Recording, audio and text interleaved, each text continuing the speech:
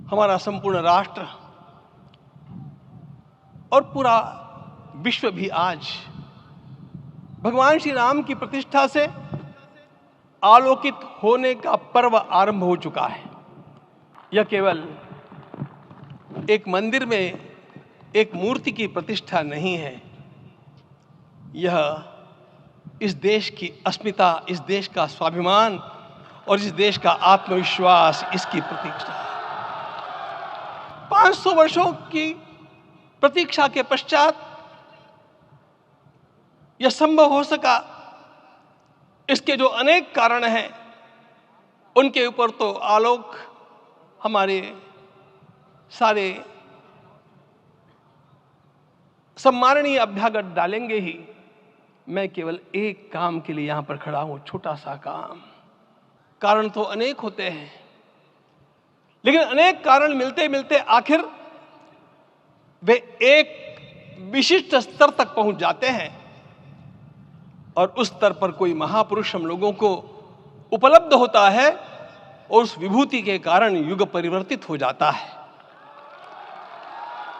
इस प्रकार का परिवर्तन लाने के लिए अपने जीवन को साधना पड़ता है और इस प्रकार जीवन साधने वाले हमारे इस देश की परंपरा के अनेक महान रत्नों में आज हम लोगों को समय की आवश्यकता, युग की आवश्यकता, सनातन के अंतःकरण की आवश्यकता के रूप में हमारे सम्माननीय प्रधानमंत्री जी प्राप्त हुए हैं।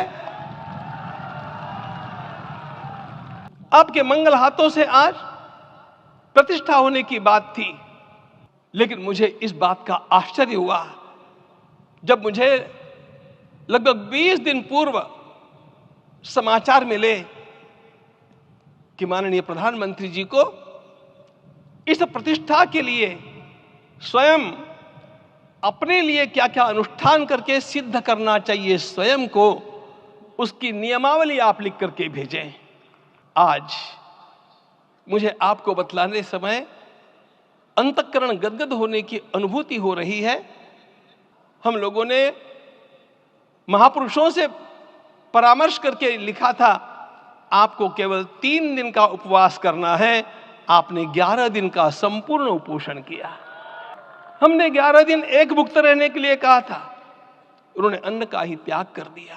हमने कहा था कि आपको विदेश प्रवास नहीं करना चाहिए, विदेश प्रवास टाल दिया सांसर्गिक देशों के इस दोषों की संभावना के कारण। लेकिन दिव्य देशों का प्रवास ऐसा किया, नासिक से आरंभ किया, गुरुवायूर गए, श्रीरंगम गए, रामेश्वरम गए।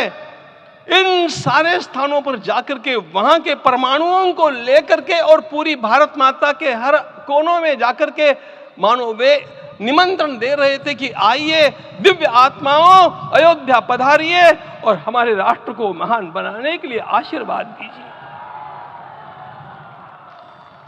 मुझे इस परंपरा को देखते हुए केवल एक राजा याद आता है जिसमें यह सब कुछ था, और उस राजा का नाम छत्रपति शिवाजी महाराज। छत्रपति शिवाजी महाराज।